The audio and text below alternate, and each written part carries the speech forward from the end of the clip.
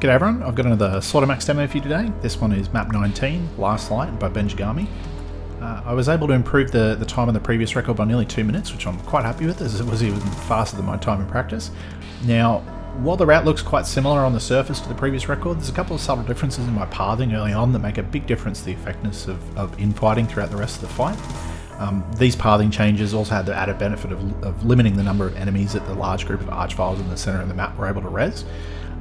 So most of the time save came from these two changes, along with a little bit of luck in only having a couple of enemies knocked off the ledges that I had to clean up towards the end. The time definitely could go lower for sure, maybe even sub 9 if you're really lucky, but I'm happy enough with this for now.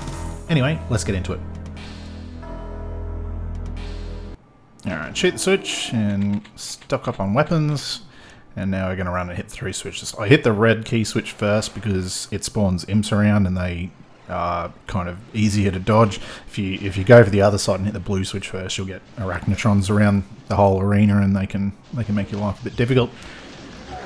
Grab a mega and the third key, and then I'm going to push into the middle and open up the second part of the fight straight away. This will spawn around 90 or so archviles in the middle. I try and clear as many of these as I can before I need to go out and refill on health. All of the megas on the map are kind of around the outside. All the 5 blue pillars basically around the outside have megas, so you can't afford to camp in the middle for too long. But the more vials that you can kill at the start, the quicker the cleanup will be towards the end.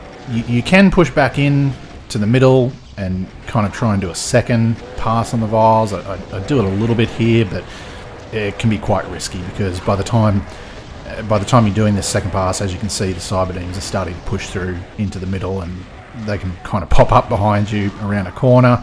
It can be quite dangerous. So what I ended up settling on was kind of just ducking in and out a couple of times, trying to grab a couple of the archviles that aren't stuck in the big mob in the middle, and then I just kind of moved to the outside. There is definitely a benefit to kind of doing a couple of loops around the outside pretty early. You want to make sure that that the spawns don't constantly have enemies on top of each other. As you can see, there's the teleporter destination just in front of us there, and if you just focus on the middle, then the enemies that are in the teleporter closets can take a fair while to actually teleport out. Particularly, there's a couple of spots around the edge where enemies kind of aren't able to path into the middle of the map, so they kind of really group up and just sit on top of the teleport destination. You never get new enemies teleporting in, and that can lead you into a situation during cleanup where one of the teleporter closets is still half full, and you need to sit and just spam BFG on a particular teleport destination for quite a long time, and can seriously hurt your cleanup.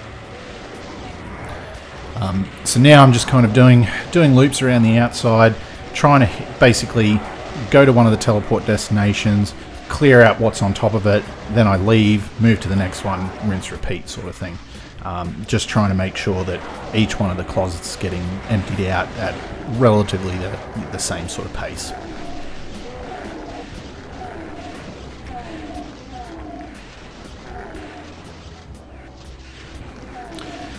This particular teleporter closet, because it's kind of on a bit of a peninsula, I guess is the best way to describe it, that one is one that tends to just, none of the enemies are able to path out to the middle and they all just kind of group up there, so you need to give that one a fair bit of attention. There's a lot of pinkies that spawn from that one late in the fight.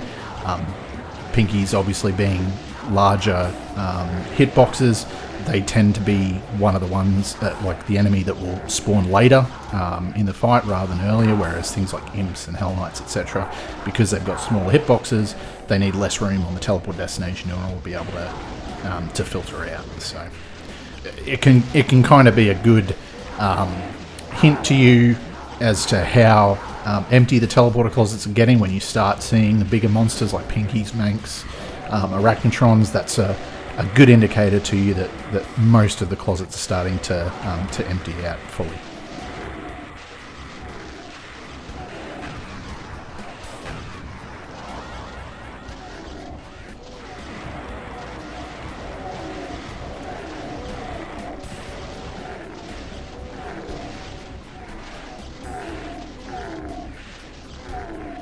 Now, throughout this, you obviously aren't going to clear nearly all of the vials in the first couple of passes that you do through the middle.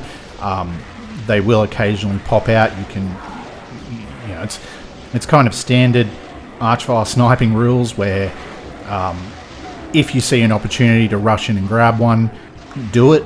But depending on what the exact situation's like, how many enemies you think you're going to have to BFG through, are they, you know, zapping another monster at the time? Are you likely to hit them with the tracer and take aggro off them as you're trying to push in? You really just need to assess it in the moment and make a decision then as to what you want to do. But whenever I can, I'll try and grab them, because the more that you kill, or the earlier that you kill them, the less enemies are going to be able to revive, the easier the cleanup's going to be for you.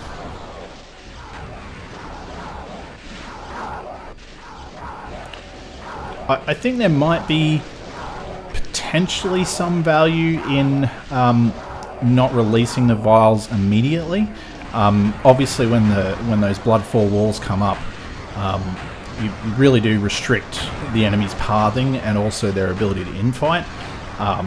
You know, particularly the cybers. The cybers on this map aren't great at infighting in my experience. I mean, some of them will definitely get stuck in a crowd and infight pretty well, but a lot of the time you'll have tagged cybers with, you know, enough BFG traces that they don't change their aggro target to an enemy and they won't start infighting. I did, think about potentially just leaving the walls down and clearing out, say, half of the main fight before releasing the vials, but yeah, I'm not certain whether that's actually going to be quicker. You'll definitely get better value from infighting early on in the fight, but the problem with the teleport destinations being clogged up still remains. So you're not generally going to get the monsters filtering out of the closets any quicker, and that was why I decided just to release the vials immediately. The other problem with trying to clear out a lot of the fight before the vials come in is if you do that, there's more corpses for the vials to res, whereas if you just release them immediately, a lot of them will have a chance to filter out. They won't have any corpses around that they're able to res, so they'll be able to filter out quicker, and hopefully you'll be able to snipe them in good positions. Now, I do like to drop down near some of these supercharges as the fight's starting to get fully under control. The biggest potential time loss on this fight is having boom physics knock an enemy off one of the walls. There's no monster blocking line defs around, so they can fall into the blood quite easily. And there's a couple of spots in particular where enemies like to fall down. So I like to, you know, while I've got the fight at this kind of point where it's generally pretty safe, I'll drop down and just check some of the areas where they commonly do fall down, just so that I can clear them up without having, you know, cleared the whole top and then having to, you know, jump down and do a full loop around. That can be quite a big time loss. I had one attempt which was on track for probably about a 10-15 or so, and I ended up having to spend nearly 2 minutes running around the outside looking for a couple of enemies that had fallen down. It's, you know, that's probably the biggest RNG element of this fight in terms of how you clean up goes. But I find dropping down kind of midway through ends up saving you quite a bit in the long run.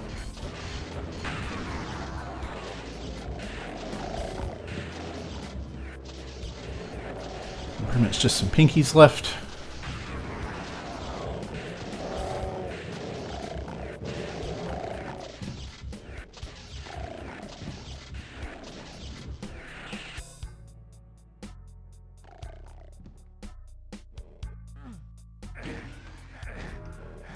And this was a mistake, trying to just jump off. I should have realised that pinky was going to block me and pre-fired a BFG shot, or tried to jump a little bit further left. But it didn't end up costing me all that much time.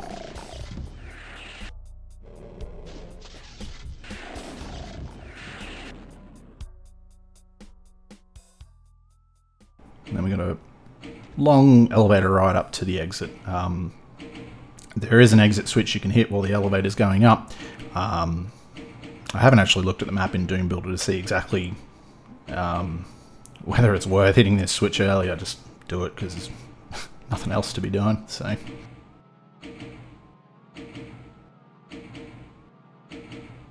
now we get the real bitrate killer right at the end when the sky turns fire blue. And we're done. Alright everyone, thanks very much for watching. I'll catch you all on the next one. See you later.